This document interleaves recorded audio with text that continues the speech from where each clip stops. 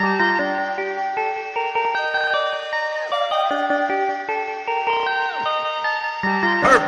Perfect. Perfect.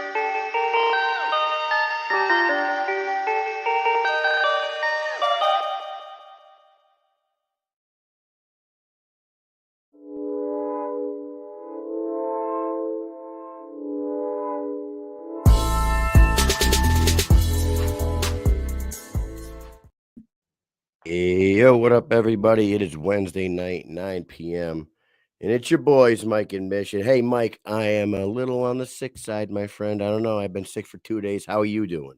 Oh, I'm feeling pretty good. Check it out. It's the Oh, holiday season, so whoopie doo dippity da. I Don't noticed forget. that you got everybody in the chat is gonna be so excited that you got the Hallmark thing back, dude. I got a Looking good. hallmark for you mark ass busters. Check this out. Check out this background. Did you do that today? This has been done over the course of a few days, weeks, whatever. Man, I was up and down in the attic. Soon as fall ends, Steph's like, gotta get up in the attic, gotta bring everything down, bring the other stuff up and down, up and down, up and down. You know how it is. Yep, look at I gotta that. go outside and hang up lights soon. She said, "You're welcome, everybody." Yeah, you're welcome. You're welcome. Hey, we got an awesome show tonight. We got a lot of stuff to talk about. We got two guys that we love to have on this show back on here. Yeah. Keith Rockstar Richardson's coming on, and Joe Hitman 187 Elmore is going to be back on. Two friggin' veterans of the game, badass motherfuckers, and they're both going to be back in action when the BKFC makes their debut in Atlanta, Georgia, in December. Mike, what do you think about that? Oh man, I think that's fantastic. It has been a long time coming. We heard about this a long time ago, and I actually thought, and I may still be right, but that it got legalized a real long time ago, or it was just about to, anyways. Don't you remember an announcement? Like, I It feel was like a long it was time ago. so long ago, but it's finally happening. How Dude, fantastic. am I fucking Another tripping? state. Was the date December 7th at first? It says December 6th now on all the advertisements for Atlanta, but I swear to God it was December 7th. You know, I don't Because know. remember when the Blame it date on came the- out, I said December 7th. You know what else that day is? Larry Bird's birthday. You know what else that day is? Pearl Harbor Day. I made that maybe comment. at some And point. now it's December 6th. They must have moved it to Friday. But either way, hey, shout out to everybody in the comment section. We are live on YouTube, Instagram, Rumble, and Facebook tonight. So what's up Soon to to be everybody? TikTok. Soon to be TikTok. We're just gonna go live on every freaking platform possible. But I know. we're gonna go ahead and shout out our sponsors real quick, and then we can get right into this. What do you think, Mike? Yes, and later on we have a special message from Russ Maxim. We are doing a raffle to raise some money, so stay tuned for that message later in the show. Oh, nice. All right, here we go. Go ahead, Mike. Hey, dynamic life, sexual health, weight loss, and anti-aging. Retake control of your life by reaching optimal health. Visit www.livedynamic.com. It's the only online platform where you can become a patient in under 20 seconds. Also, check out their Instagram page at Live Dynamic. That's Liv Dynamic on Instagram. Sorry for laughing out I loud know during you your almost read. got me. I almost lost it there, but Yeah, I held it I love together. the yuck it up voice. Hey, I I don't have pulled a out yuck my it up. best Jeff Houston, and I held it together. That was You know? awesome. And after you go to Dynamic Life, get over to the Rasha. You can find them at Rasha Elite on Instagram or www.therasha.com. They are designed to elevate your mindset to an elite, high impact, high performance championship level. Believe in the Rasha, believe in yourself. Get over there. I promise you. So there you go. That's the new stack, right? The new stack is getting your life together with Dynamic Life. Get healthy, get your together. weight in control, become a sexual dynamo. You know, all that shit, stop aging, and then get into Stop the it. Rasha and open up pathways in your brain that you never even knew you had.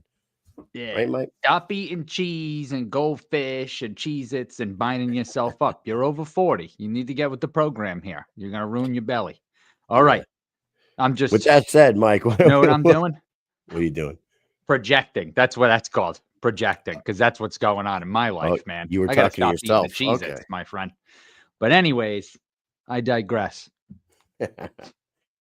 Let's go ahead and bring these guys on. We'll bring in our first guest of the evening. I see Joe Elmore already here, ready to go. But Yeah, he's you're gonna there. have to listen to us talk to this beautiful man here.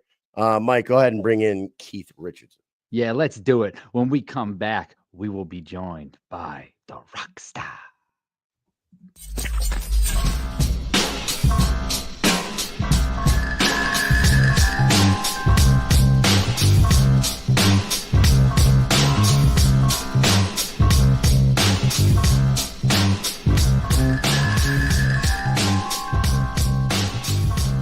I'm Keith the Rockstar Richardson, and your algorithm is full of men fisting each other, so you're watching the Mike and Mish show. Yes. Goddamn Yes, right. we shall. Let the fisting begin. What's going on, Keith the Rockstar Richardson? Welcome back to the show, my friend. What's going on, boys? Always a pleasure to be here. You know that. Yeah, hell yeah, man. It's good to see you. We just saw you. We just saw you out in Marbella, Tony Yes, Soto's sir. corner. Before we even get into your upcoming fight, let's hit on that right quick, man. What did you think? What was your experiences like in Marbella, Spain? Because ours were insane. Yeah, like it was insane. Like the whole ambiance of the arena, being in the old bullfighting arena was insane. Like it felt like, kind of felt like an old like Roman Coliseum and stuff like that. Like, it felt, like gave it kind of that gladiator feel, but then it was like, you had like the black tie, like it was like a black tie event. It was beautiful, and then like the fights were insane, especially Tony's. Like, that's definitely going to go down as one of the top bare knuckle fights ever. Oh, definitely.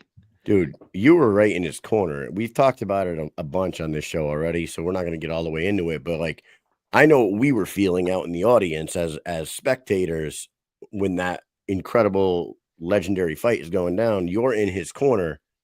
What's going through your body at that moment? Like, I could tell you that we're all losing our fucking mind behind you out in the audience. I don't know like how you're containing yourself in the corner. Yeah, like in those moments, it's hard not to get emotional and try to like get sucked in just to the insanity of the fight. Especially Tony's like been a good friend for a long time, so like you got to try to like emotionally detach yourself from that, like to try to coach him as best you can. Also try to pull him back from the emotional the emotion in the fight and stuff like that. Like especially that first round, like he came out, which we knew Franco was going to come out like real strong in the beginning, and we knew like as the fight progressed, like Tony could overwhelm and start picking up on the fight. But like when he got dropped in that first round, like I had to, I'm like, all right, settle down. Like we knew this was coming. Now let's start focus on our game plan. It was an amazing fight. Like I don't know how it didn't like end up going to a sixth. Like even with scoring one of the questionable knockdowns, I thought it deserved a sixth round. I saw it. I saw this score even at worst. I think we all did. But now here you are. You're back. You are the former champ. You're coming off a loss against Alberto Blas. Your only loss in the BKFC. I remember like when we first met you in in Orlando at Knucklemania 1 after Taylor's fight. Yep. I think that you weren't like at that time. I don't know if you were like too into actually doing bare knuckle when we first talked. I think like it was you like at the hotel at 3 right. We're a.m. at the I feel hotel like. and everybody was drinking Everything shots of sounds tequila. good at a hotel at 3 a.m. But Yeah, but right. at that point, no. But at that point, I'm saying you were saying it to us that night. You were like, "No, I don't think so. I'm sticking with MMA at right now." But then here you are, a few years later, former champ, about to go in there with a new up and comer. Like at 40 years old, like you just said, you're I mean, you're kind of at the top of the game still. What are your thoughts on that? Yeah, like like when I was there for Taylor's fight, like it definitely had creeped in, like because I saw the promotion that they were putting on. I saw the direction like where bare knuckle like was headed. So it was creeping into my mind, and then like it was just I wasn't getting the opportunities in MMA, so I was like, you know what, this is something that I want to do. This is something that I think I can do really well. So like it was, and like I just like the grittiness of it. So I was like, you know what, screw it. Like let's give it a shot. If these MMA boys don't want to play with me, because at that point, like I'd, like up until this last loss, I think it was 2017 since I had an L on my record. So like it's just tell you the honest truth, I'm excited about this next fight, but I'm also there's also a little anger behind it. Like like I feel like just one loss, and I think everybody's like, all right, well, can you still do it? And I think everybody's already forgetting who I am. Right. So, I don't know why people do that shit. It does drive me nuts. It's really like you're on top of the world. Everyone's like, "What? Look at Keith, the Rockstar. He's fucking blasting through everybody. He crushed Barnett. He's the best ever." Then you go out there and you lose a fight. Hey, I don't know, man. You might be thinking about retirement. I don't know if you can keep doing this. Like it's like that was like a month ago, guy. What are you talking about? It's what the fuck. Like I still feel great. Like I still feel like I'm at the top of my game. It was one bad fight, and like it was. I needed something like that to get that hunger back. Like like being on top of the hill, especially not getting the like once I won the belt, like I wasn't able. It was 9 months before I was able to fight again. Like I'm the type of fighter I like to stay active, like to stay busy. Right. So like that long layoff, and then like just sitting on top, like it I didn't have anything to strive for, and I think it made me a little lax. And then I got a little bit off my game in the fight, and I just paid for it. It's a learning experience. Like I'm not in this game for easy fights. I'm not in this game like I'm in this game to challenge myself. I'm in this game.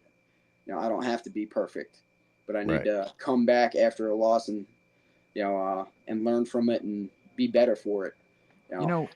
Combat sports is pretty different as opposed to other sports, because other sports, they have a lot of time, right? There's a lot of time. There's all these different people on the team. They can catch up. They can be losing. They can catch up. They can be losing. You don't really have that much time, especially in bare knuckle. Like, and it's like one wrong move. There's no fourth quarter. It's not the first quarter, and you're gonna have the fourth quarter to come back in. Like it's you make a mistake and that's it. Like what people are always gonna be so judgy. I listen to Rogan often, and he's like, I don't read any of the comments on any of my shit. That's what he says. He doesn't read shit. He doesn't care. He just does his stuff, and he as hard as that could be to do, I feel like you gotta ignore those people because like a lot of people principles when it comes to stuff like that. I won't take criticism from anybody. I wouldn't take advice from. That's so like you get guys that are like fighting is weird in that regard with like some of the fan base and stuff like that. Like everybody thinks they can fight, and like everybody's so hypercritical of like fighters and stuff like that, and like it's kind of crazy. Like like most of these guys would kill you. Like it like sometimes it doesn't make sense, but I'm not gonna take anybody's opinion that like I said, I wouldn't take advice from. Like if you've never fought a day in your life, and like, oh yeah, you suck, you haven't like how much weight does your criticism really have to me? And like sure. probably none. In the people that say this is like, I can't stand it when people are like, oh, maybe he's done, like he's getting older. Like, you're 40 years old, right? The people that say that have no idea what's going on in the sport at all. Because if you look across all the weight classes, besides Kai Stewart, you look across all the weight classes, Lorenzo Hunt, 42 years old. You look at Christine Faria, 41, 42 years old. Mick Terrell's late 30s. Chris Camozzi's 36, 37 years old. This is combat sports in most people's eyes is a young Ben Rothwell's at the top of the game. It's like most people think like combat sports is a young man's game or a young woman's game. But this one's different than all the other ones, right? This is a grittier, nastier sport that someone with a little more edge like yourself, I feel like the people that been around and been there and done that a little more have more of an edge in this sport. Would you say? Yeah, absolutely. I think it's just like the big difference is the experience and just like being through those fires and just being able to keep a cool head in these crazy messed up situations that happen in these bare knuckle fights. Like, and that comes from experience. Like it comes from like being through. I've got 40 something professional fights. I've been to war.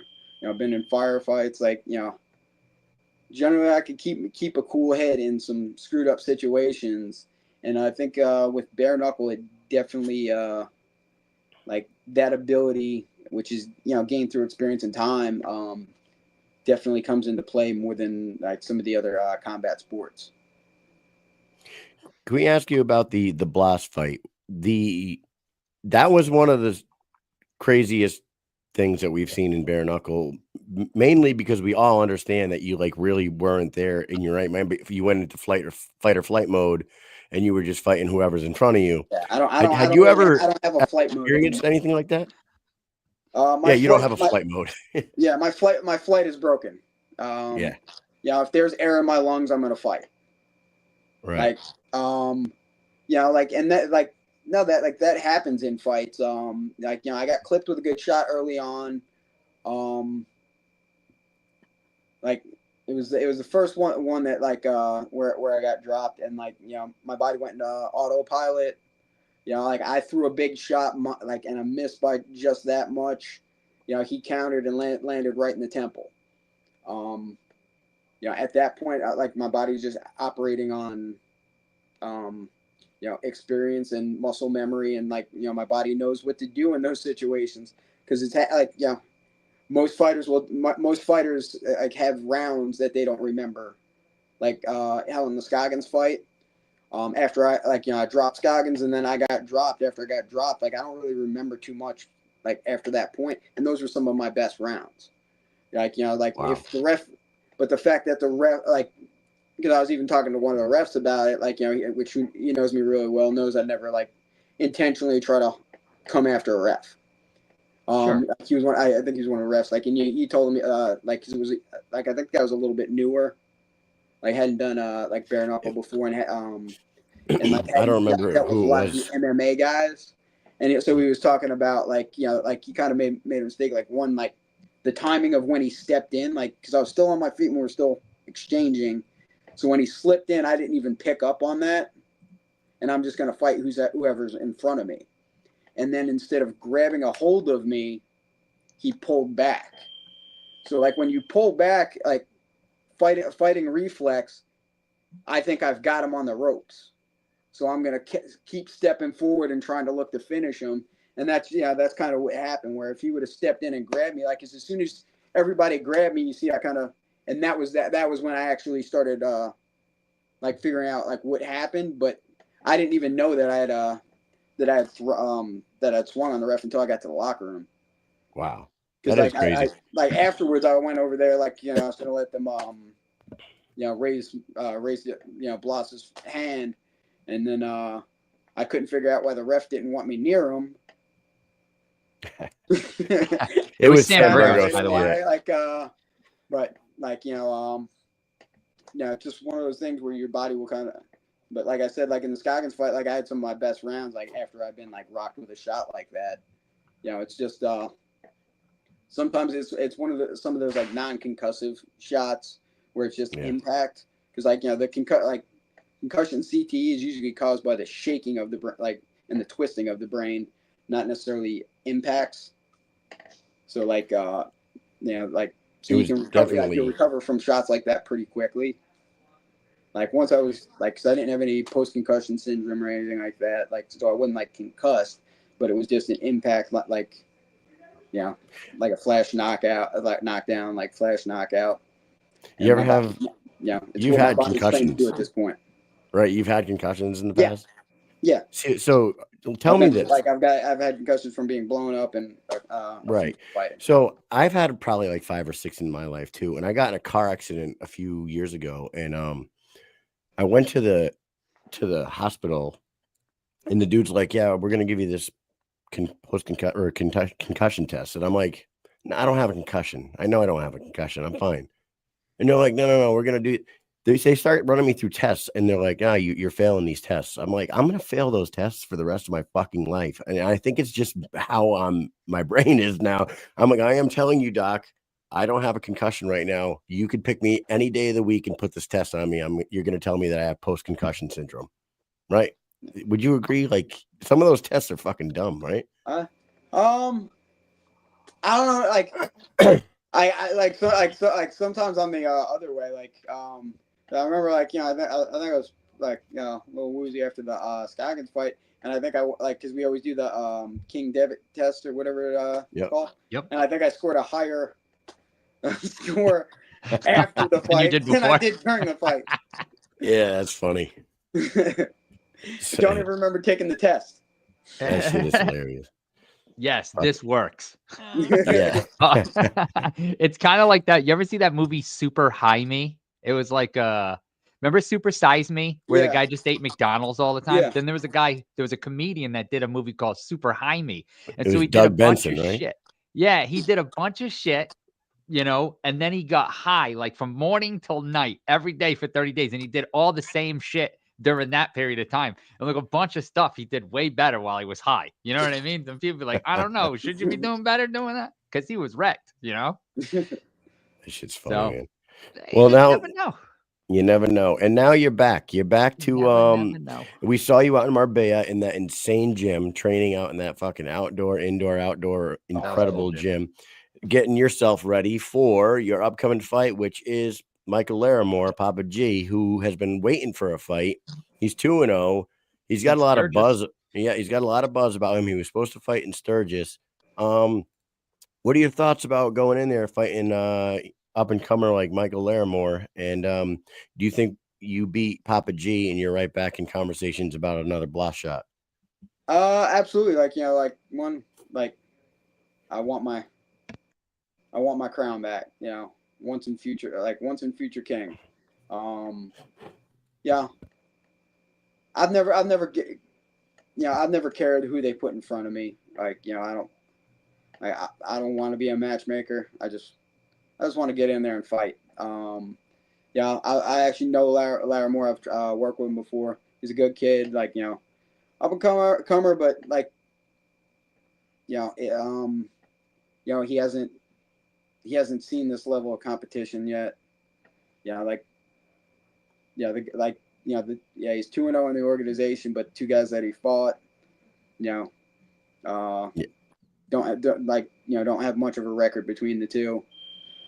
This Right. is a major step up in competition for him. Massive. This is a whole nother level. We'll see. We'll see if he's ready for it.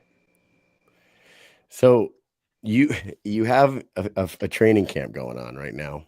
You got a fight against Larimore coming up. Your Marine Corps birthday just passed. You didn't get to really celebrate that one. You got Thanksgiving coming up. You don't get to really fucking celebrate that the way you'd like to. And you got your own birthday coming up. All three of these things happen in the upcoming weeks to that fight. Does that suck, or is it just part of it? It is what it is, Yeah, it is what it is. It's part of the I've been on been on deployments, boot camp, throughout the holidays. I've been in fight camps, I've been training at, and I used to do a lot of training. My training camps at now Team Alpha Male in California. I spent Thanksgiving over there one year. It's par for the course. At least I'll still get to spend time with my family. I won't get to enjoy the Thanksgiving festivities as much as I'd like. But it's that stuff always helps put me in the fight mindset. I get hangry, hungry, and want to hit somebody because I'm going through all this stuff because somebody else thinks that they can beat me in a fight. So it helps focus me on that fight mindset. But and then I've always said, the misery you go through in camp just makes the moment you get that victory even better. Plus I already got that planned out right after the fight that I'm the next day I'm gonna hop a flight and go out and support my buddy Battle. He's fighting on the UFC card, so I'm gonna fly out to Vegas right after the fight. Nice. Which one of those three occasions do you usually go hardest? Marine Corps birthday, Thanksgiving, or your birthday? Which one's the shit show of those three?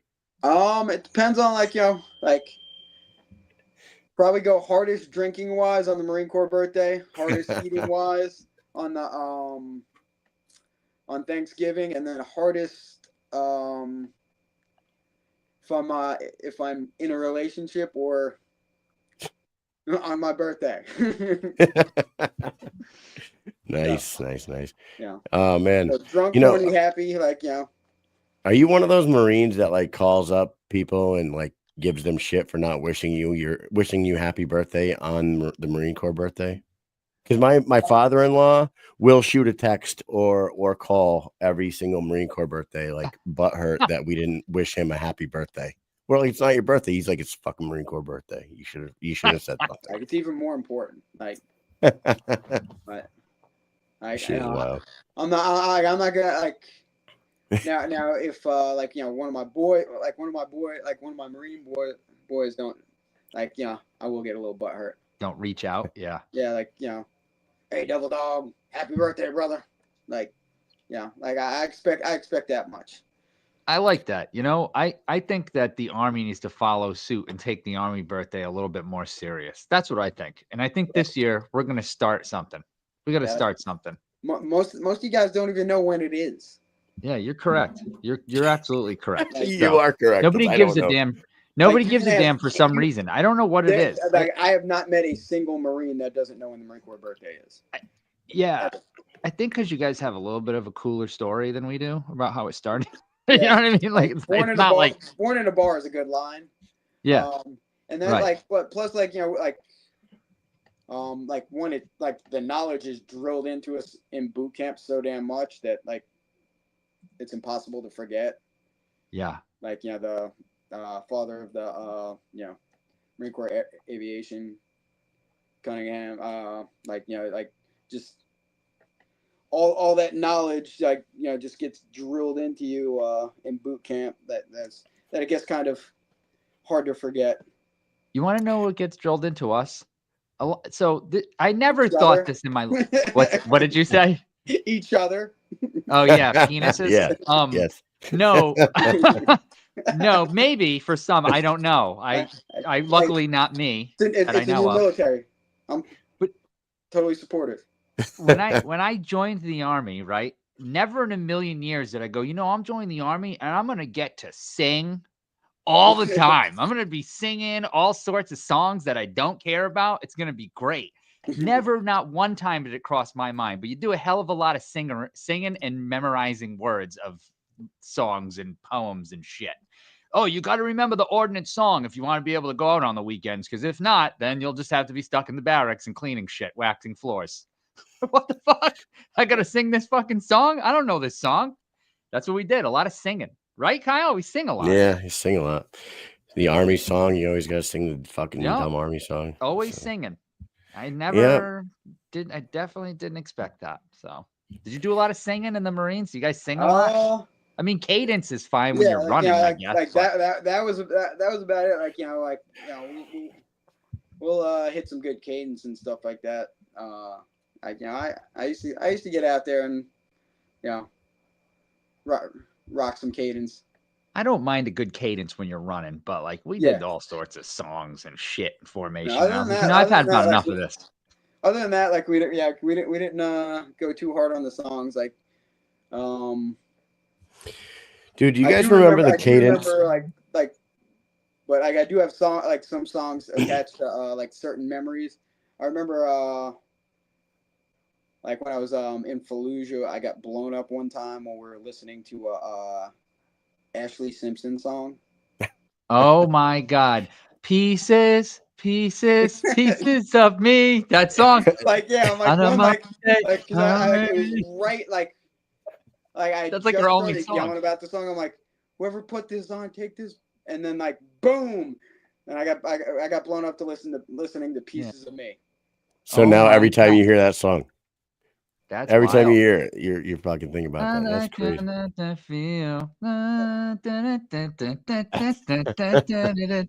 then there was all right, Mike. You know that you like that? That's good. You know that See, song, right? Take Me Out. The knowledge here.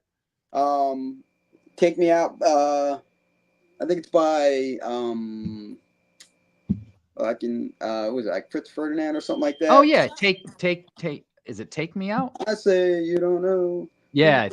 Well, they got that one song where it's like bump, bump, bump. Every time that part came on, like all the guys in the truck would punch the roof of the and like it would sound like an IED blast to me, like, and I'd always forget about it, like, because they'd punch the shit out of the ceiling, and then like every time I'm like, son of a bitch, I'm like, stop that shit, my nerves are bad, like, because we've been blown up a lot at that point.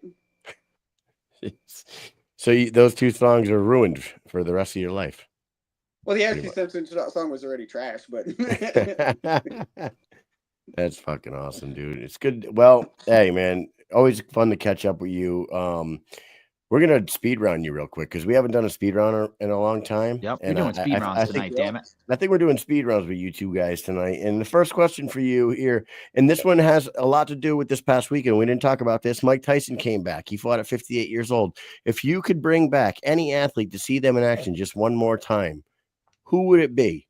And I'm saying like somebody that's still alive right now, somebody that's a little older, but you think they may have one more good run in them. You got somebody? Another good. Might have a good run in them still. Honestly, I wouldn't mind seeing Jordan. Like, I'm not even a big basketball guy, but I wouldn't mind seeing Jordan throw some pickup or something like that. Like, that's basically what that Jake Paul Tyson fight was. Is like pickup game kind of. You know what? That would be my answer too, Keith. A couple years ago, when Jordan was 60 years old, he was asked how his 98 Bulls team would do against the 73-9 Golden State Warriors. Warriors. And Jordan goes, we'd probably go 7 games, but we would beat them. And the person interviewing Mike Jordan at 60 years old says, why do you think it would go 7 games? And he goes, well, most of us are 60 now. So Yeah. Like, so he was confident that him and He could his beat him then. boys Not now. Yeah. could step on a court and beat the Golden State Warriors now at 60. So he's like 63 now. He would probably like Jordan is the ultimate epitome of pettiness. Like, like when you, especially when you watch like The Last Dance, like, you know, like does all that talking about like ruining some guy like career, like just like embarrassing him so bad, like, you know, because he said something about Jordan, and then at the end he's like, yeah, he didn't even say that. Like, I just made that up in my mind. Like, that's just awesome. like All that right, man is number just 2. devious. Motivation. Who is the funniest person at your Thanksgiving table?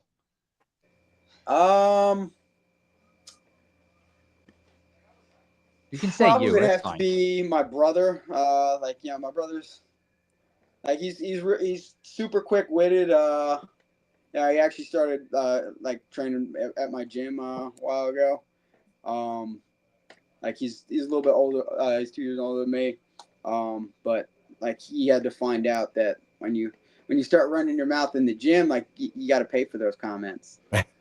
So like, you know, he was running mouth. Like I made him spar Taylor one day, and then I got in there with him and accidentally broke his ribs. Oh no! Took out Yeah, a little aggression on the older about brother. that. Damn. Love that. Here we Go go. Number easy on the 3. guy. Number 3. This year, Keith, Thanksgiving's going to be a little light for you. What is your plate going to look like this year? Mid camp. Yeah, I'll probably bring my own meal preps, and I make good Brussels sprouts, so I gotta cook some Brussels sprouts and add them to the table for myself, and something that I can actually eat, but you know, also making it for the fam. There you go. So, but I'll probably wind up eating one of my meal preps from Wayne 3. Sponsor. Wayne 3. Shout out. Yep. But There you go. yeah, I'm locked in until after the fight. Yes, Love it. sir. And then Awesome. I'm gonna go to Vegas and drink everything. myself into a coma. Actually, I'm lying. It's not so awesome. I feel bad, but it's okay. You'll be fine. You'll make it. You'll live. Like I said, just 4. more motivation for the fight. That's right, baby. 4. What is the easiest way to ruin Thanksgiving dinner? Ooh.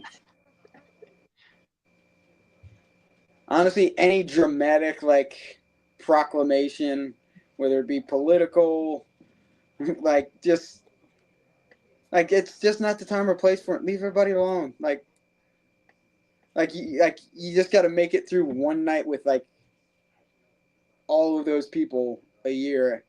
Like it's not your time to like go out there and grandstand and make like a big proclamation or something like that. That is the correct answer. Eat your food, Keith. shut your mouth, and enjoy your family freaking while you can. Like Politics is definitely the best answer. That'll ruin a night quick. Yeah, immediately. It'll ruin a night quick, and it could get violent. All right. Last one for you. Tell us about a Thanksgiving on a deployment. You got a deployment Thanksgiving story? Not really, like, because I've been deployed on Thanksgiving, but probably the most memorable one was in boot camp. Yeah, because I was in boot camp for, once again, my birthday, Thanksgiving. I think I got there the day before the Marine Corps birthday or something like that. But so I had spent Thanksgiving, Christmas, my birthday, New Year's, all on Paris Island. But I remember Thanksgiving. I think we were PTing, and my I didn't know, but I figured out pretty quickly that I was doing sit-ups with my head in a fire anthill. Wow. Oh my God. And I couldn't move until I got permission to move my head. So I'm sitting there, I'm like, sir, good evening, sir. This recruit requests permission to move his head. What the fuck is that, recruit? Sir, this recruit's head is in fire anthill. Move! Well, they have venom, like fire ants. Yeah. So, I remember we went to the chow hall, and I started getting woozy. And one of my buddies, grabbed me, to keep me up. And my drill instructor runs over there and let that Marine go. Freaking! And as soon as he did, I just popped my head on the counter, and then fell back. Oh no! Just out. How many times you get bit? Do you even know? A lot. Right? My whole head was just. Oh my God! That's fucking crazy. That's crazy. Yeah, because no they will bueno, come my out friend. Fierce. Fire ants are fierce. All right. Well, hey, thank you for coming on here. Thanks for playing a speed round with us. We haven't done that in a long time. I sound shitty tonight because I've been sick for a couple of days, so I apologize for that. Before we let you go, shout out some people. Say whatever you want to say for a second, and then maybe give us a little prediction on the fight. All right. I'm looking forward to fighting in Georgia. Being part of that first card, especially with my boy Joe Elmore is going to be on there. The whole fight card, is nice and stacked. We're going to show out for the state of Georgia and make that debut there. Thank you to all my sponsors, supporters, like Richardson Rescue, my family's animal rescue.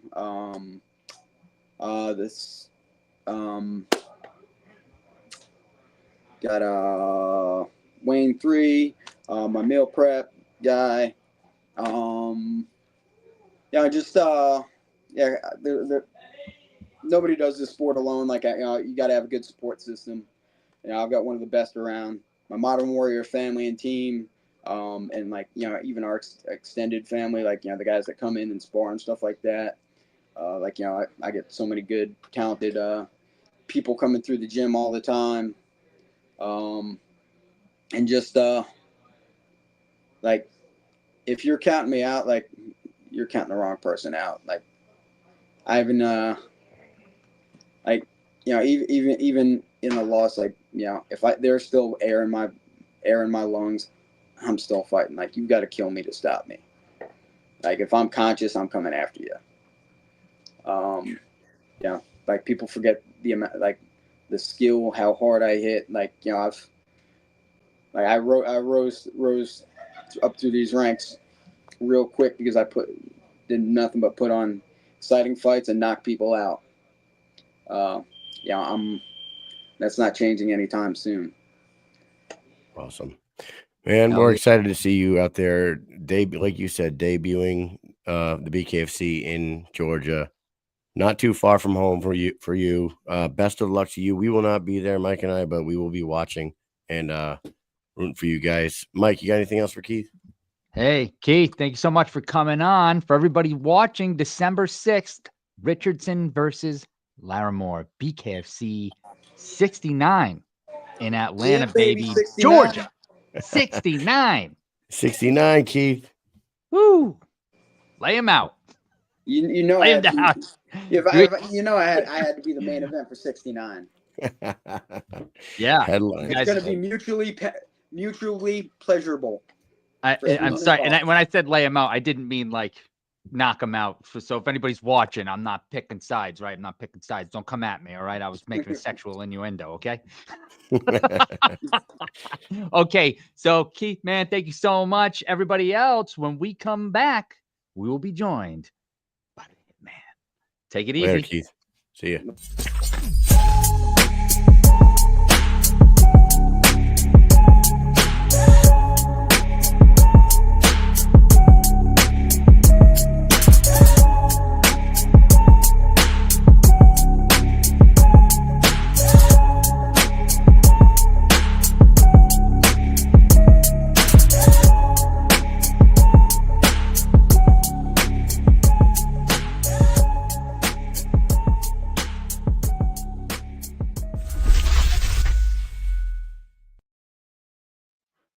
Here he is, violence personified, Joe, Hitman 187, Elmore, back on the show. What is going on, dude? It's been a long time. Man, what's going on? What's going on? Me Thanks dropping for stuff everywhere. thanks for hanging in there. We went a little overtime with Keith, but we were just having a little conversation there. But we appreciate Getting you into and welcome back, my friend. How are you? Man, I'm doing excellent. I'm freaking glad to be back officially and doing stuff like this, getting ready to put on for the home city in Atlanta, Georgia's co-main event with Keith Richardson, December 6th at the Gas South Arena. Can Yeah. you believe it? Yeah, tell us like what's going on in your mind. You're from there, so this has got to be something that you wanted from day one when you stepped foot into the squared circle, and now it's finally happening. Tell us what you're feeling at this point. Yeah, man. It seems like yesterday I was chasing people around with white claws at BKFC.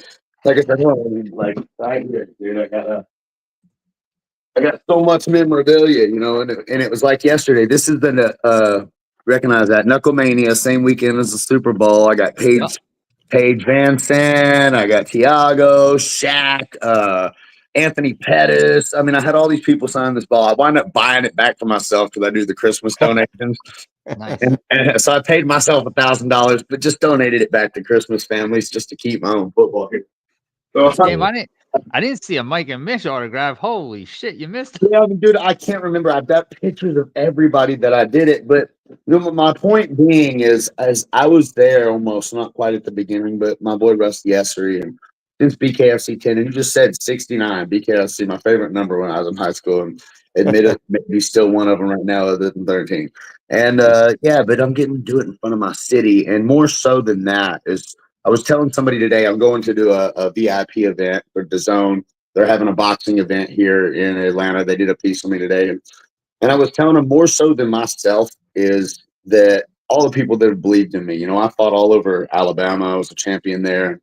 And I started out at a gym down in Florida, Sammy Collingwood, in that region down there. And the fact that I'm getting to be in my city, which is about 5 hours from my hometown, 5 hours from Florida, 3-4 hours from Montgomery, Alabama.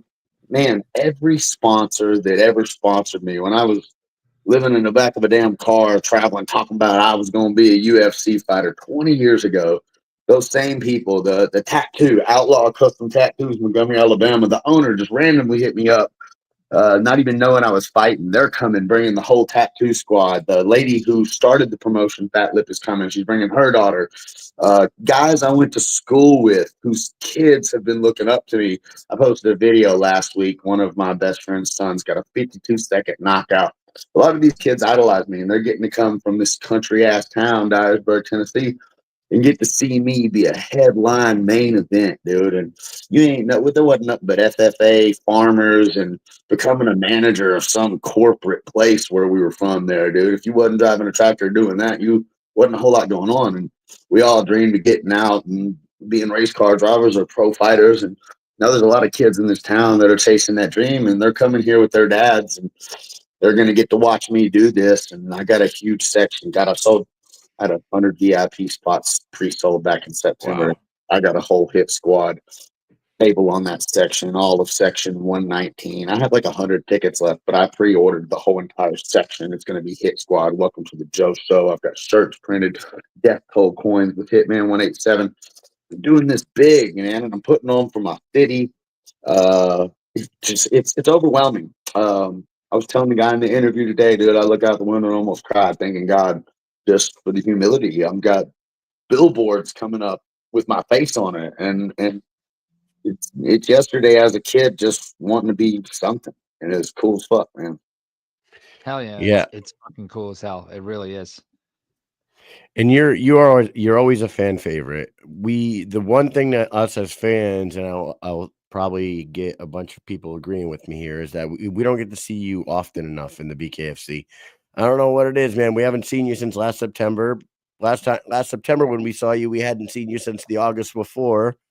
It's like, how come the long layoff this time, Joe? I have no clue. Dude, I have no clue. I mean, I get a nice penny I get paid a lot for not to be I mean, I had Bellator tags and I put them on, but I think it's just finding an opponent that'll fight me for fair wages and being able to afford me. There was a couple times I was supposed to fight before, but they were saving me because I didn't want to get injured for this fight, so they were going to move me to this card just to keep me busy.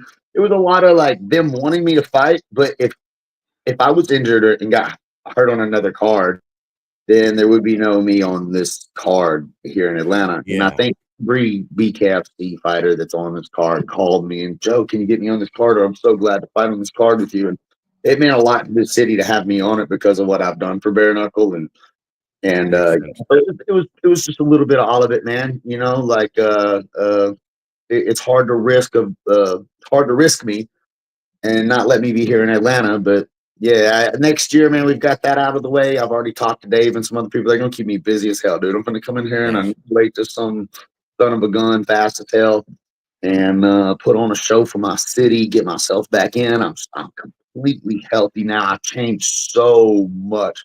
I mean, I've already been a world-class dedicated athlete, but man, I've taken myself to a whole new level of health and wealth for what I've I've taken bare knuckle more seriously, dude. It evolved really, really fast. I came in the beginning, but I don't drink alcohol at all anymore on a regular basis whatsoever.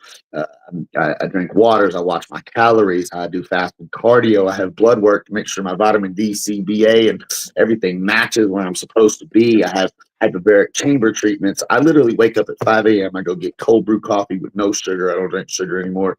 Nothing out of a bag in a box. So you don't put a bag in a box.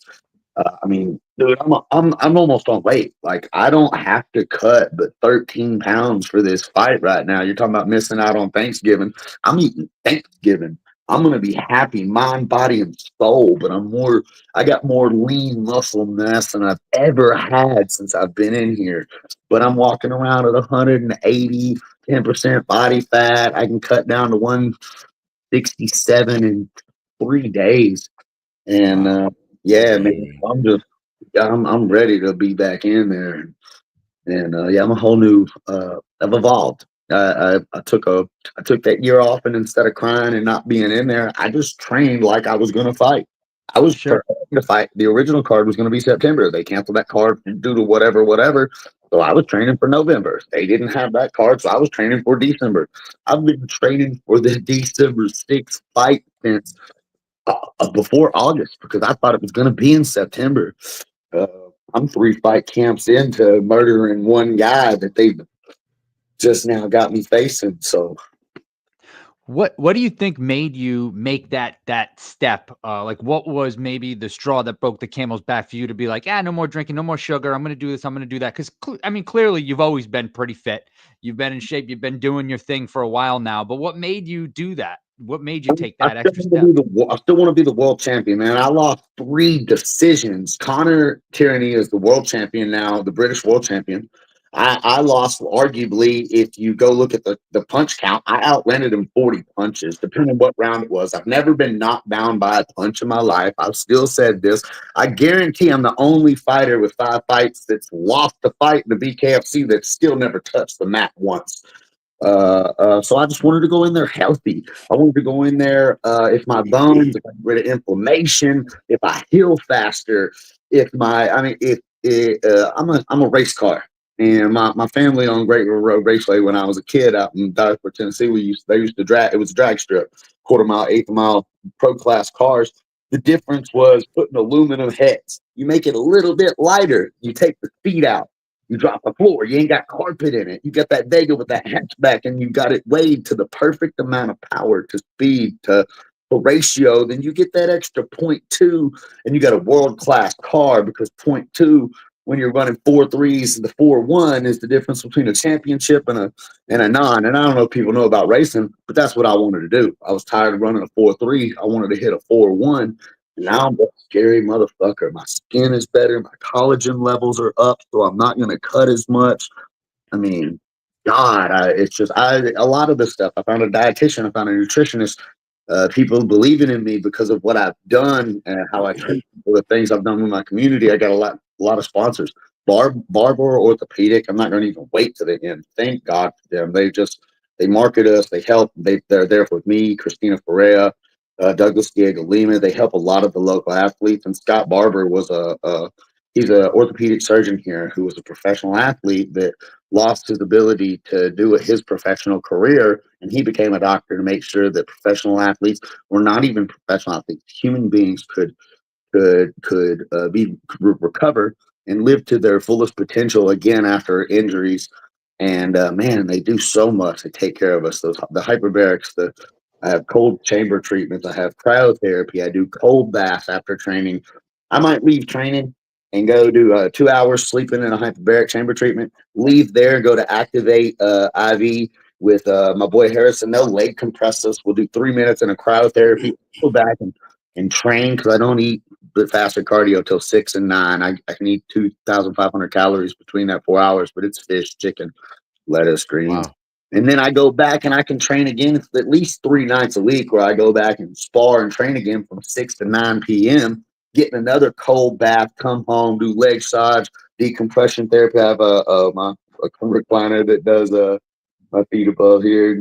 Anyway, I'm just, I wanted to take it perfect and serious and look back and have no regrets whatsoever. And yeah, man, That's awesome hearing all that stuff, because now that I'm about to be 43 in a couple weeks.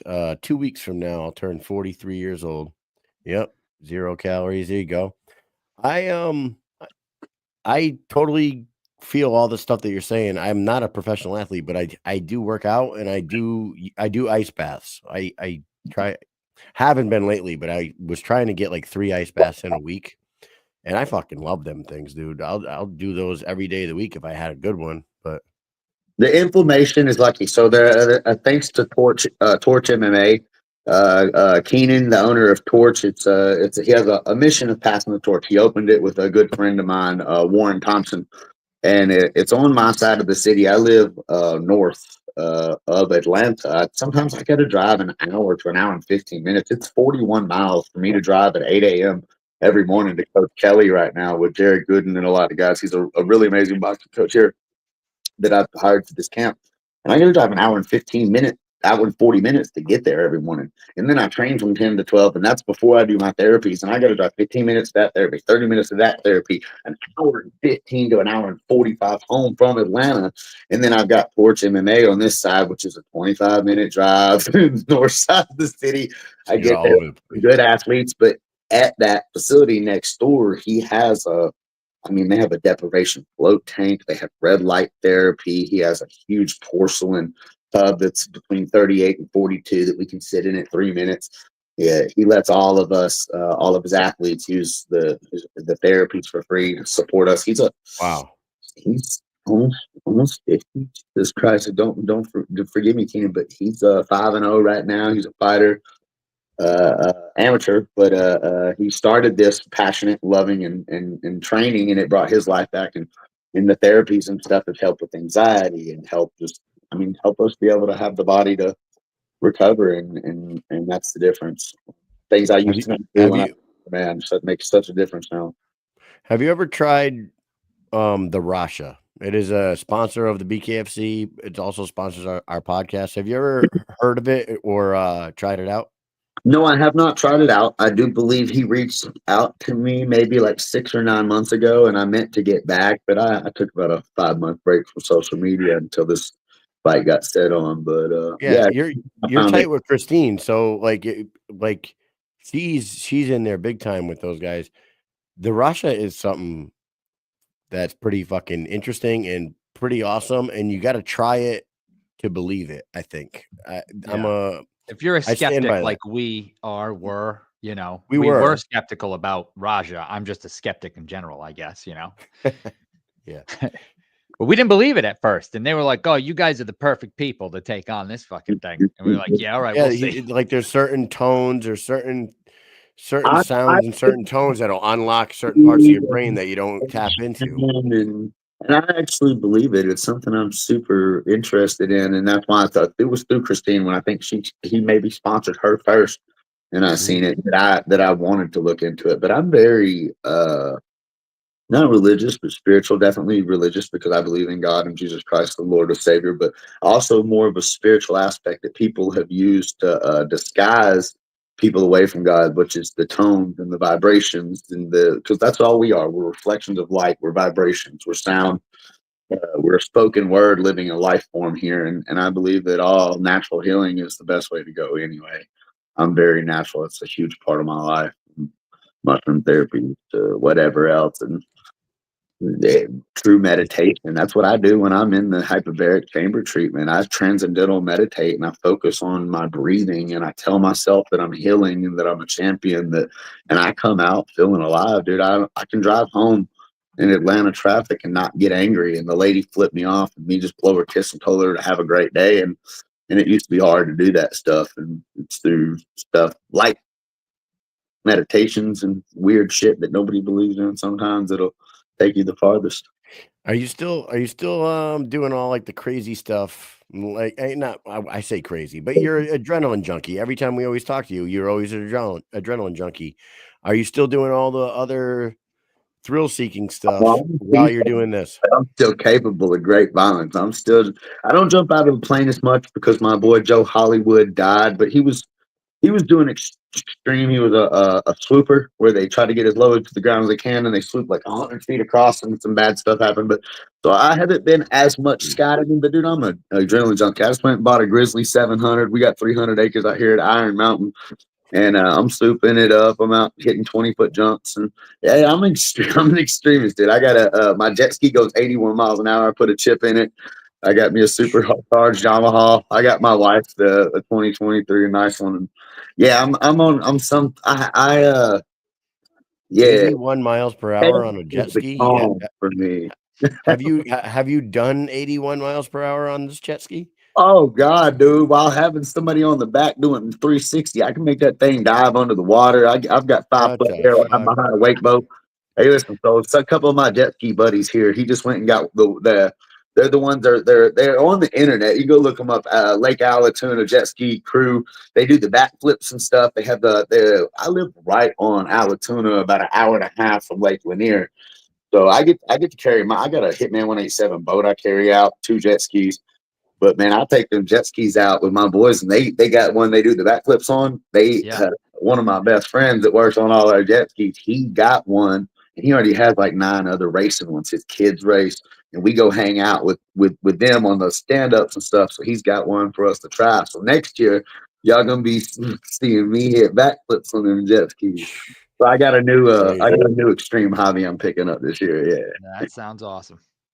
You know, one time in my life, I was on a snowmobile going across a lake in Maine, and me and my buddy, we were one in front of the other, and the jet ski tops out at like a $1.05. You know, can almost hit 110 miles per hour on those ski-doos.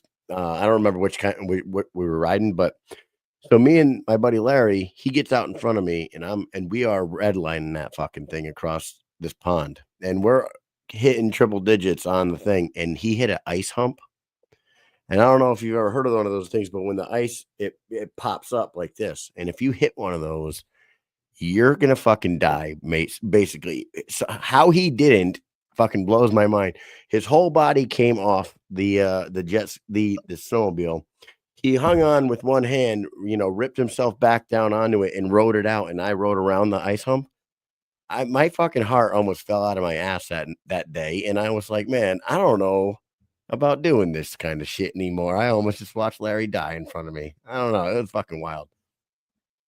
Yeah. You ever have a near-death experience like that? I've hit dips in 4-wheelers like that. I mean, to be honest, a week before I signed my contract, we were out on this thing, man, and there's this double gap you can hit, and it's like it goes up like this, but it bees down, and if you don't hit the whole gap, then you gotta like either go really slow or you gotta go really fast.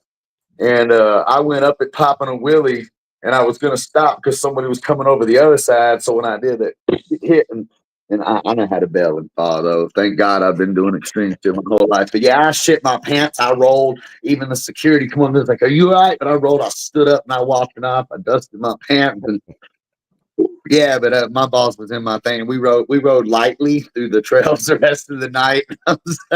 I knew my contract was in the mail, so I've calmed that shit down, Dave. Don't worry. I have not been riding. I've refused to go the last 4 weekends. It's been hard as hell.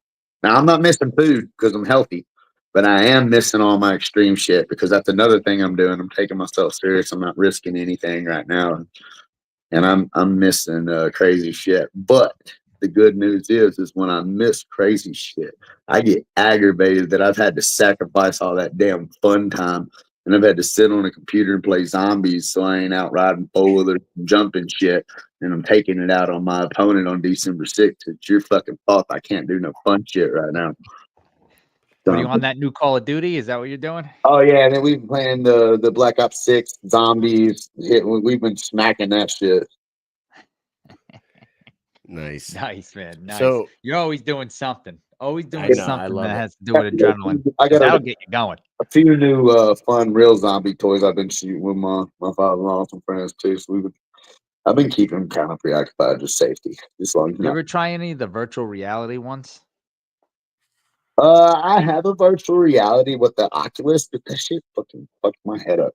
Yeah. I get in there for like 5 minutes. Like even right now on my screen, I have the eye shield and the blue screen thing. I get the glasses that blocks that shit out. Yeah. I did one in Pennsylvania once, and it was like virtual reality where you go in with 3 other people, and you've got your headphones on, you've got your goggles on, you have these backpacks with the gun. And when you get near somebody, so they put you in this big ass open room and it's mapped out. So if you get close to a wall, probably about, I don't know, like 3-4 feet away from a wall, in the game, like a net kind of comes up, like a virtual net. So it kind of warns you when you're getting close to people or a wall. And you can pump the shotgun.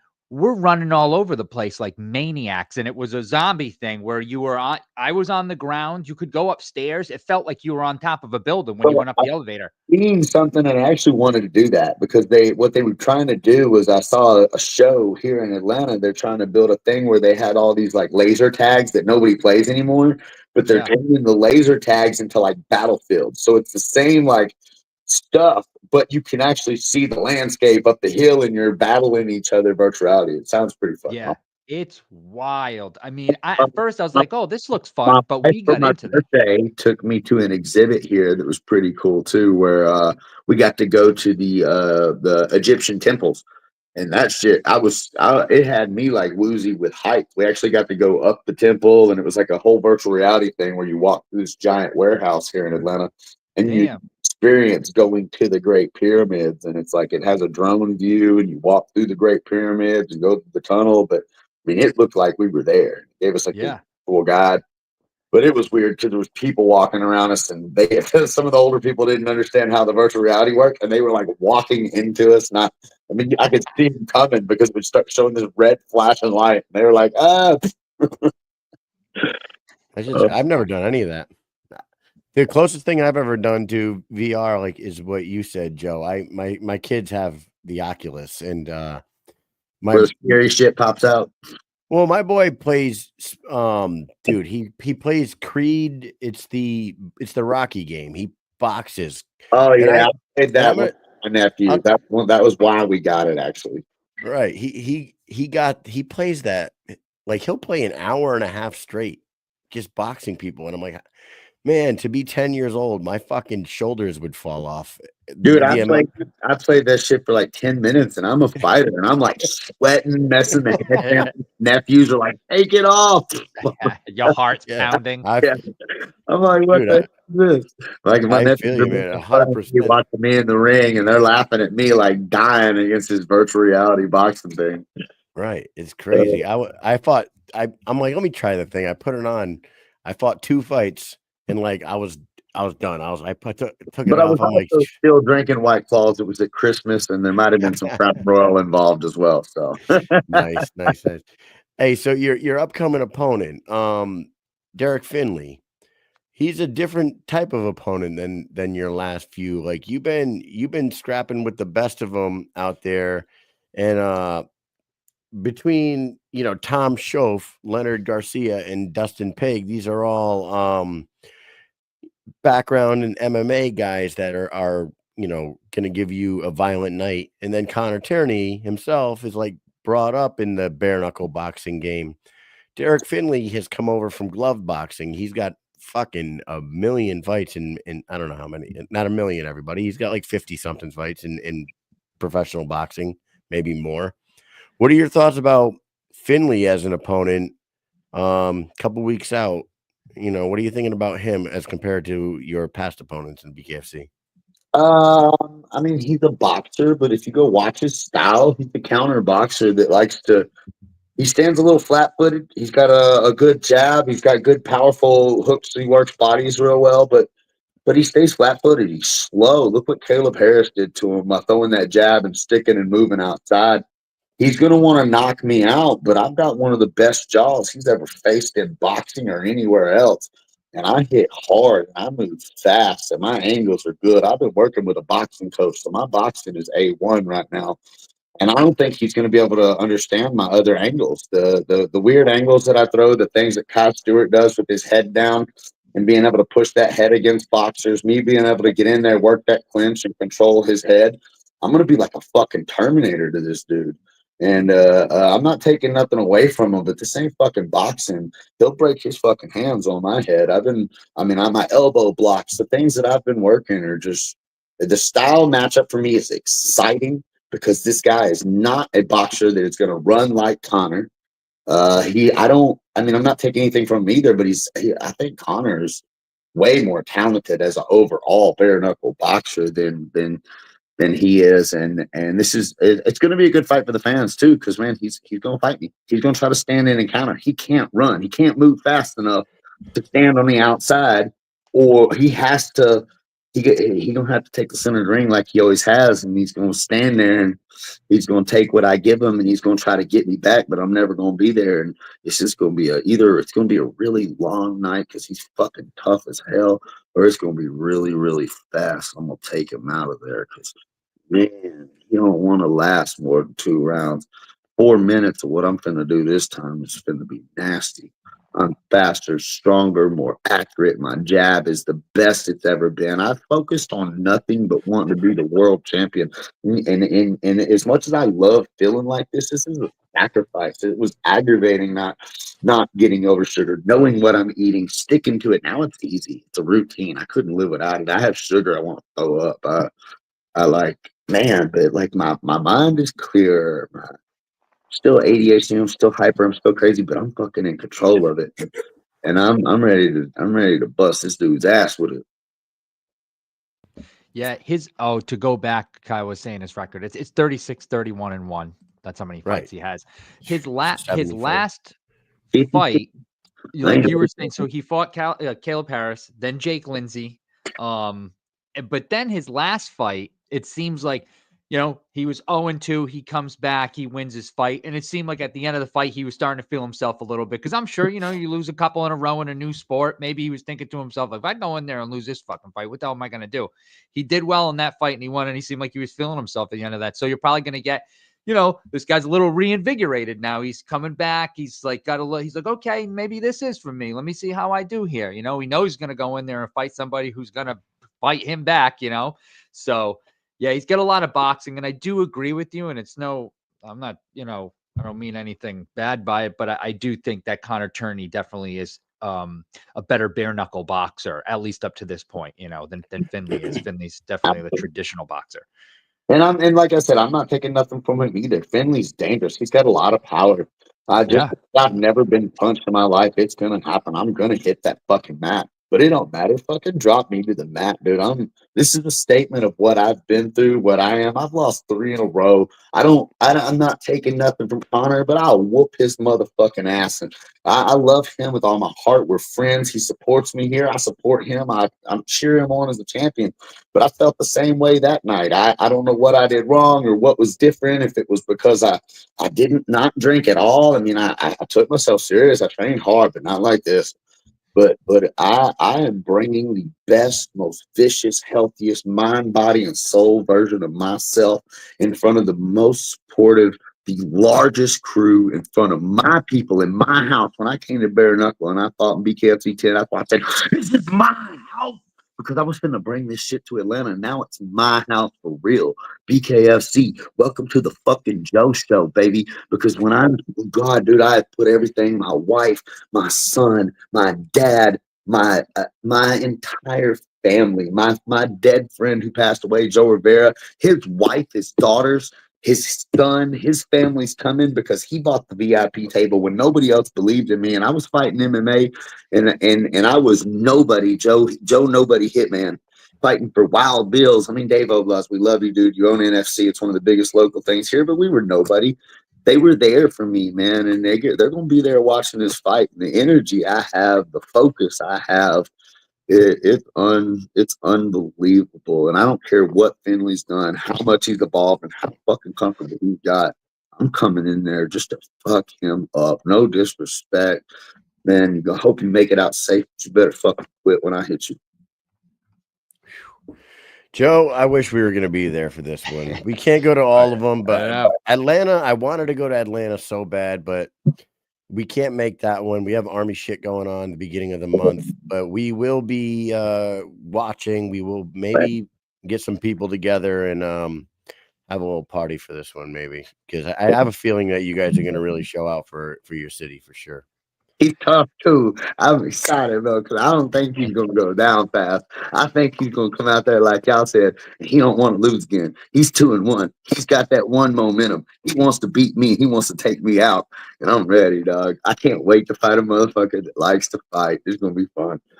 Let's go. I love it. Hey, let's speed round you real quick. We're going to give you 4 of the same questions we gave Keith. So maybe you've already heard him and you could think of these answers. But Mike Tyson fought this past weekend. He came out, he came back and fought a professional fight for the first time in 20 years. We did see him fight Roy Jones Jr. 4 years ago or 3 years ago, whatever it was. But at 58, he came out. He went the distance with Jake Paul. The question was, if you could bring back an athlete to see back in action one more time, who would you bring back? Someone that's still got a little gas in the tank. Who do you think? Man, honestly, Michael Jordan was what he said was a great freaking answer because I love Mike, man, and I guarantee he can still ball. But dude, I don't know. Like, I don't like the way Chuck Liddell went out, and if I could just give him a little bit of my energy and bring Chuck back and see him do what he did one more time, that'd be one of my favorite things in the world. I know he ain't got much left, but if Tyson can get 20 million. But bring Chuck back, let him get 20 million. If anybody deserves it, then bring Chuck back, let him get that $20 million check, and let me enjoy my idol getting some kind of win. This sport here, if this sport was around 20 or 15 years ago, guys like Chuck and Vanderlei, and these guys would be making a living in this sport for my sure. Soul brothers, dude. That's I had the Hitman 187, Iceman. They called me Baby Chuck, dude. I tried to I got so many damn scars on my head. I put the Chuck Liddell Mohawk in last week. I shaved it off actually today. Should have kept it for this, but I had it back in and just the scars everywhere, dude. But I had that Chuck Liddell Mohawk. I used to put spider webs, flames down my head, but that Baby Chuck was in there at all times. One of my favorites, dude, and I carry that personality into it. And that's what I thought when I came into bare knuckle. It's like, man, there is no Chuck Liddells in bare knuckle. There's no Dan Hendersons. There's no Randy Couture's yet. And here we are, motherfucker. Yeah. Here we are. I got that lefty Liddell for his ass this time anyway. Love it. All right. Number 2, who is the funniest person at your Thanksgiving table? Me. I knew it was gonna be. Fucking me, dude. I'm a clown, dude. Who can outshine Joe Elmore? I love making people laugh, and my family. I'm always I'm a rock, man. People hate each other, talk shit to each other. I call them on the phone. I love Kai Stewart, and I see my boy Tony Loco Soto calling him out, and even the boy the other night, he got so pissed off on here. Ruben Ward. I was nice. Oh yeah. Oh, that's right. Yes. I know he got kid. into the comments afterwards. That fucking punk ass kid called me at 10:30 at night while my wife's asleep. I'm gonna fucking bitch smack him in his fucking space, you disrespectful cock fucking motherfucker. Because I love everybody, but you don't call my fucking house and talk shit while my wife's in bed, you little bitch. I'll keep the same goddamn energy. You better ask anybody about me, bitch. But anyway, other than that pussy motherfucker, I love everybody. So yeah, man, Kai Stewart and all these dudes, they get along, but The people that talk shit and are really dickheads like him that disrespect people's wives and kids trying to get a show and make money, fuck you, bitch. Die soon. I'll see you, bitch. I hope they let me fight that motherfucker. So when I'm done with this one, I ain't moving past it. But you already know, bitch. Me, Kai, Tony, all of us will fuck you up, pussy. But that's enough talking So, about okay, it. all right. No, I love that. So after Derek Finley, I think Ruben Ward gets a win over Bovar Fuck this that weekend. pussy. Fuck him. He ain't winning shit. I'll fuck him in his mouth, little bitch. Fucking pussy. Don't ever call my fucking house again, by the way. I'll hug you in front. I'll hug you in fucking public in front of everybody, then bitch smack you. Bitch, I keep whatever energy I want, motherfucker. Sorry, y'all. I don't dislike anybody, but you just don't do shit like that. When you talk about people's kids and he wanted sympathy for fucking somebody like calling his work and leaving bad Google reviews, but you want to fucking call my house at night? Bitch, I'll show you where the line is. I'll do more than Conor McGregor. I'll throw a fucking stool through your face. It won't be no window, pussy. Better focus on your fucking fight. I know that. Wow. Man, Joe shit. Elmore. Hey, all right. Let's move on from him. Happier thoughts again. You are back and you are healthy mode. You are not eating sugar. You are not drinking. You're not doing anything. And you're also in a fight camp right now. What is your Thanksgiving plate going to look like this year, Joe Elmore? Oh, dude, I'm eating good, bro. I'm gonna eat my grandma's sweet potatoes. I'm gonna have some. I'm eating good. That's gonna be my cheat day. So I'm salmon, chicken stuff. I'm eating whatever grandma cooks. I'm enjoying family time and that little piece. That'll be my last supper. And yeah, I go right back to full fight camp and my diet and yeah, ready for war. Oh, that's got to feel good, right? That you're living such a healthy life and you're eating so good that you can actually indulge in some Thanksgiving feast during fight camp. That's fucking awesome, dude. Good for you, Joe. And last one for you. Here you go. I got a bonus question. Jellied cranberry sauce or are the cranberry sauce with the cranberries in it, like the actual cranberries? Oh, dude, I don't know. That's hard because I grew up on the canned jelly stuff where you mix it in with the homemade giblet gravy and mix it in with the stuffing itself. Oh my god! So Awesome. I like it, but yeah, man, I would say now I would have to go with the natural, the actual cranberries. Yeah, I'd have to go with a homemade, like real whole organic cranberries made with some juice. Man, I love that. That's what you're on right now. Goes right along with what you're saying. Yeah. I love that canned shit, dude. I don't know. It's Thanksgiving though, and then go live just to show everybody what being ahead of the game is like. Nice. Oh man, I love it. I get the can and because it won't come out. You're shaking it. You got to crush it, and it slides out, and it's got the can indented. My grandma taught me that. You run hot water on the outside the can, and you get that little. Oh yeah, and it pops out, and it's got all the fucking. It's got the ribs on it from the can. Ooh, I love it. Yeah, 3-year-old juice just. Yeah, I don't even know what the hell it is, but it's good. That's fucking hilarious. All right, last one for you. Number 4. What is the easiest way to ruin Thanksgiving dinner? Oh man, golly! Like I guess that answer was already taken too. Politics and religion, dude. You just don't like.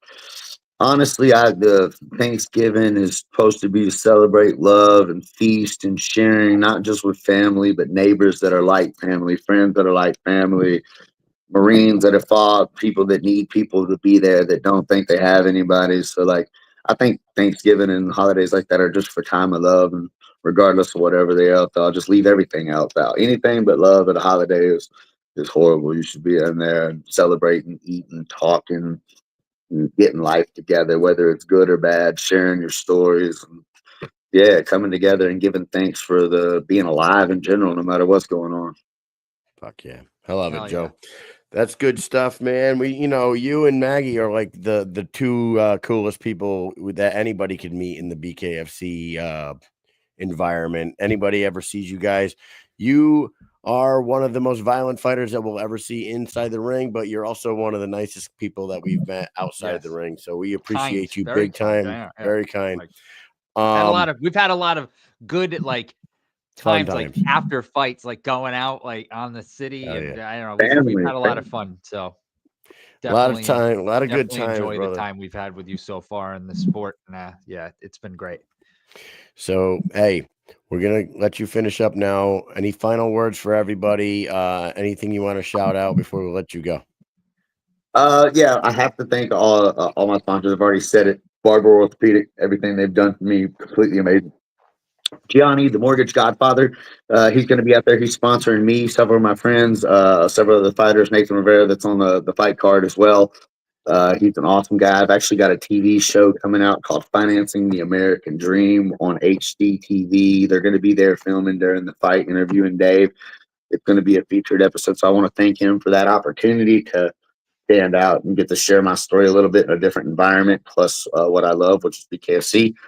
Billboard Nerds, they're making me the coolest son of a bitch here. We got a billboard up on one of the busiest streets in my little town right before my wife goes to school every morning. All the kids are going to see my giant billboard up. So thanks for making me stand out and helping this home fight be what it is. Billboard Nerds, Innovative Aquatics, man, they've been with me for the last 10 years. They come, they support me, VIP. They're the ones that are maybe going to connect me to Ludacris for my walkout song. I ain't gonna say nothing else on that yet, but there might be a big surprise with Luda. Welcome to Atlanta, where the players play. Russ Cassidy, thanks so much. He's been there with me for a long time, and most of all, my wife, because she makes sure she keeps up with the sponsors. Everybody gets everything on time. If you want it done right, she's the best teammate in the whole world. She loves this sport. She loves everybody. She loves BKFC. So she's just it's just amazing to have such a big unit with everybody. And all my sponsors on the wall up here, man, they've all been there. The roofing companies, just all my friends that support me. Jason Creasy law firm. He's written my contracts to make sure that I got the right money, the right pay, the right things. And yeah, just thanks to everybody. Thank you guys for giving me another platform. And true story, I love everybody and forgive everybody. I got a little while ago, but I love everybody, man. And forgiveness and love is what I want to express to everybody. So no matter what, if y'all like my violence and entertainment, I keep it 100. I keep it real because I will. I'll break it out. Don't step on my family. Don't step on my toes. But love each other, man. And if somebody does, fucking fight. Get it over with. Figure that shit out and move forward, man. That's what the sport is. And I want y'all to see me never giving up. And no matter how bloody I get, no matter what I do, that's my story. And that's really what I want y'all to cling on to is that I fight for love and passion. And it's all you. When I say I love you, motherfuckers, I mean it with all my heart. I wouldn't be here if it wasn't for you guys watching. I couldn't fight alone in a room. It wouldn't be bare knuckle and it wouldn't be what it is. So thank you all. I love you. Have a blessed night. Awesome. Hey, we are going to finish up with you right now, but tomorrow night we're going to, I just saw in the comment section, tune in tomorrow night, Joe, when we have your buddy Ace Samples coming on tomorrow night. He says in the comment section, some of his favorite memories is hanging out with you at your house. He said you're a wild ass vibe. I think that's what he was trying to say. He says wild, but I'm thinking he says wild. So that's tune my in tomorrow night. hey, listen, he was with me my whole last fight camp. It's such a blessing. So many things, man. I love that dude. Can't wait to watch him fight too. Hey, thanks for coming on tonight, Joe. Mike, you got anything else for him? Yes, sir. Just, hey, once again, thank you very much for coming on. It's always awesome to get you on and listen to what you've been up to. I wish we could catch up with you in person, but it'll happen sooner than later, I'm sure. Good luck in your fight, of course. And everybody who's watching right now, make sure that you're tuned in. Elmore versus Finley in Atlanta. In Atlanta, baby. BKFC 69. God, it's going to be awesome. Thank you once again. We will talk to you soon. And for everybody else, pay attention because here's Russ with the giveaway news. Take it easy. Thank you, Joe. Have a good night. Later. Hey, how's it going, everybody? It's your boy Russ Maxim from the Extreme BKFC fans page. I'm here to let everybody know about some raffles that myself and Mike and Kyle from the Mission Accomplished podcast are going to start holding for the fighters in order to help the fighters with the training camp, with just basically life in general. So the first raffle that I want to do is actually two. I made these badass little impressions. So these are actually mold kits that I got from Amazon, and I took it to Shift's gym, and I had Jared Warren and Crystal Pittman both do their mold. So I put lava rocks in there, epoxied over them real nice. Put a finish on the fist. But yeah, so I made this one for Jared Warren, our champion. You can see it has his stats as of today on it. And then I made this one for Crystal Pittman, the rugged beauty. And I'm gonna send these two with it. This is proof that I took the picture as they were getting the molds done and everything. So these are obviously gonna accompany the pictures.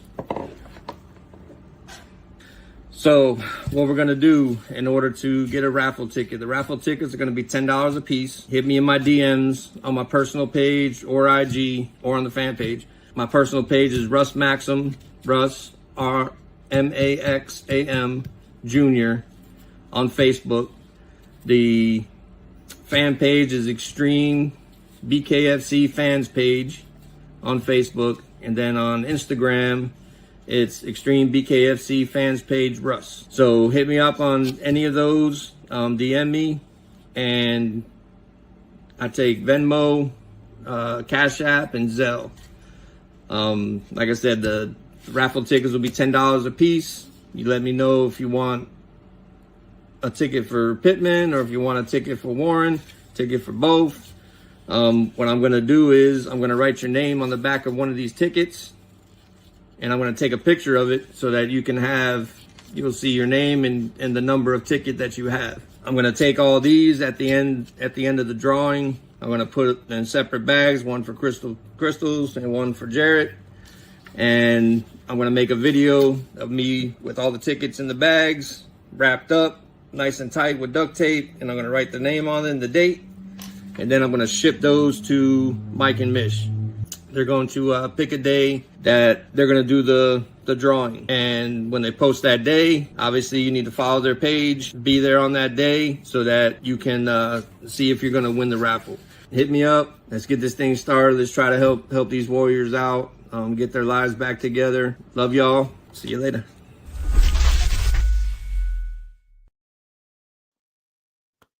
Yes, sir. Yes, sir. So you guys heard it there. There is a raffle. You saw what the prizes were.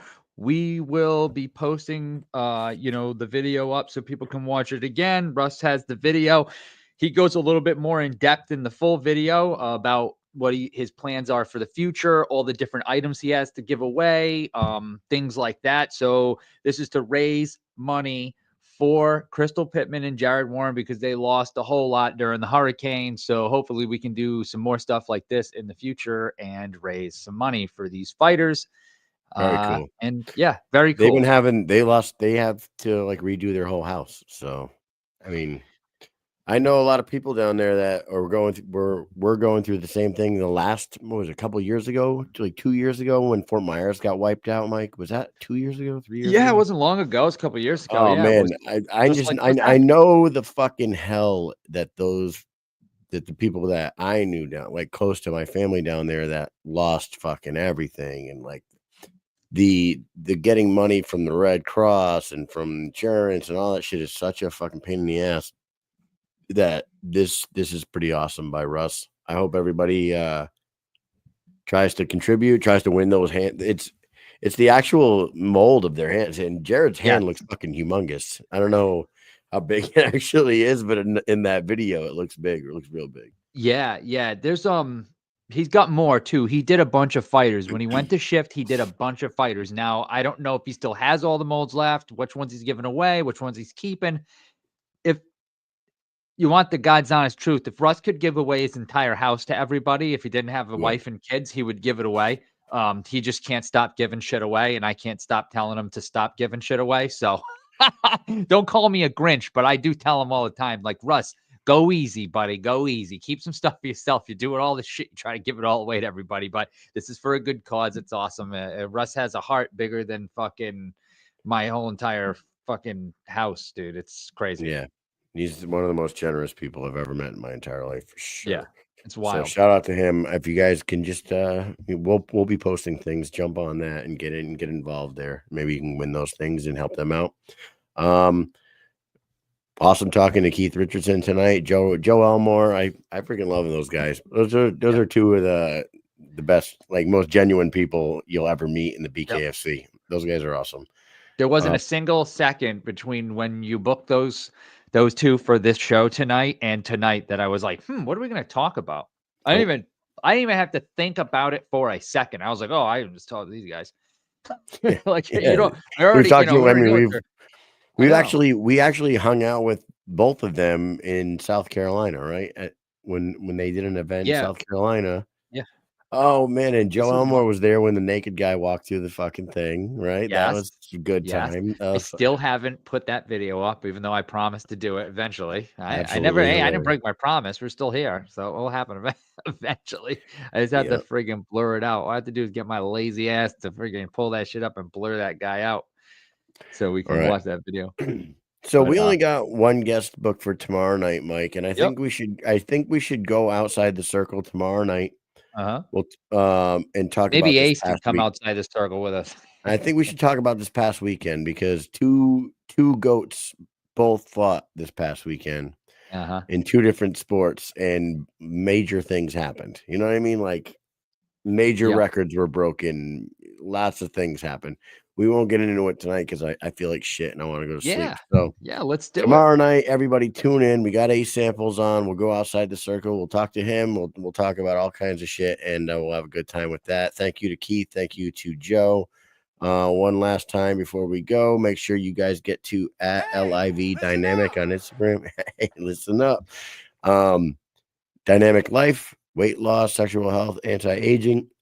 Go to @LIV Dynamic on Instagram. Hit the link in the bio. 20 seconds later, you could be a patient, and then head over to the Rasha @Rasha Elite on Instagram or www.therasha.com. Get that championship mindset, man. Get in the dome. Let the sound waves unlock your brain, right, Mikey? Do it. Do it. Do it. And with that said, what else you got for these peeps, Mike? Well, I don't know. You know what? Let's save it for tomorrow night. The last thing I have is Go, boy. peace, everybody.